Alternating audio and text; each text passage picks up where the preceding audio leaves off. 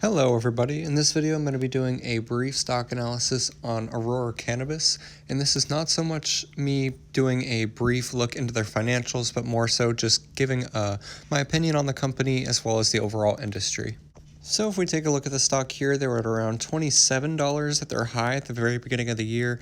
And then in the last couple of months, they dropped all the way down to $5.33. So dropping down to about 20% of just their previous high. And now the stock is back up to $13.21. But now if we take a look at the 1-year chart, this is a much more negative take on the stock. And I also believe they did a 12-to-1 reverse split just about a month ago. I think it was almost 30 days exactly. But as we can see here, just about a year ago, they were at $96, and then recently they were as low as $5.30, which is definitely not something you want to be investing in unless it's a very short-term trade.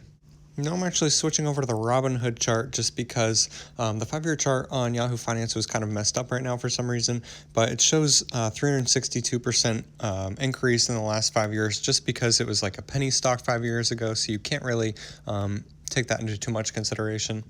And then it also shows that a couple of years ago, the stock price was bouncing back and forth over $100, going up as high as $140. And ACB was actually never at $140. It's just showing that because of the 12-to-1 reverse split.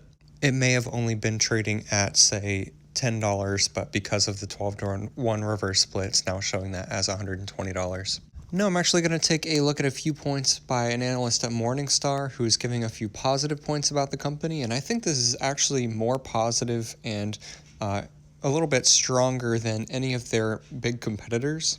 So Aurora is expanding production into Denmark, Portugal, and Uruguay to help meet its medical cannabis demand, and I really don't know if there's a lot of other companies doing that kind of global expansion, especially on this scale that ACB is.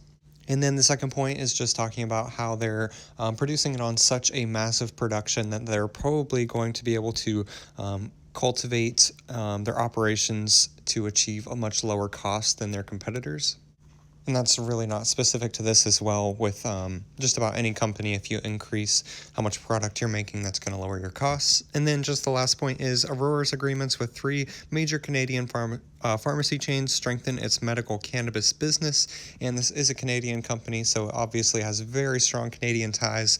So if it has 3 big pharmacies backing it, then that's really, really great for them.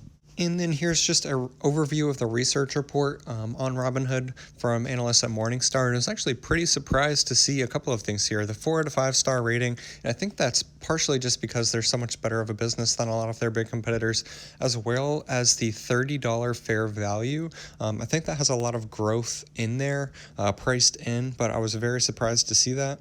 And then the uncertainty is extreme, and although I think this is the best in the business as far as medical marijuana goes, there's just too much uncertainty for me. The stock has been in a massive downward trend for the last couple of years, and although I think there's a ton of growth here, it's just not something I could see me wanting to put my money in.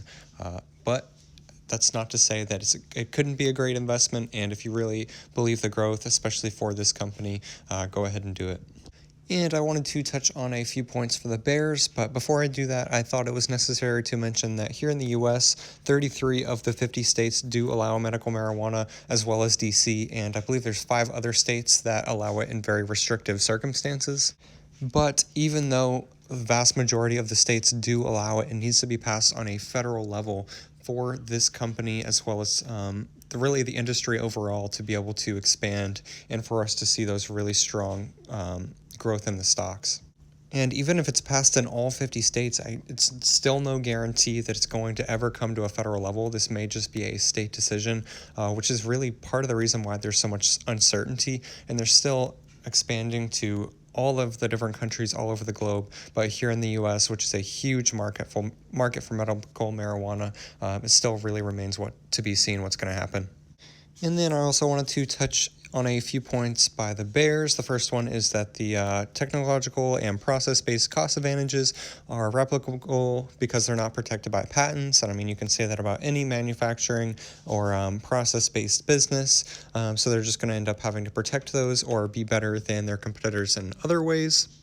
And then this next one is actually a really good point. It's that Aurora lacks a strategic alcohol, tobacco, or pharmaceutical partner, which can help it expand with other products or provide the necessary funding when they really need the money, which right now they could actually definitely use some capital.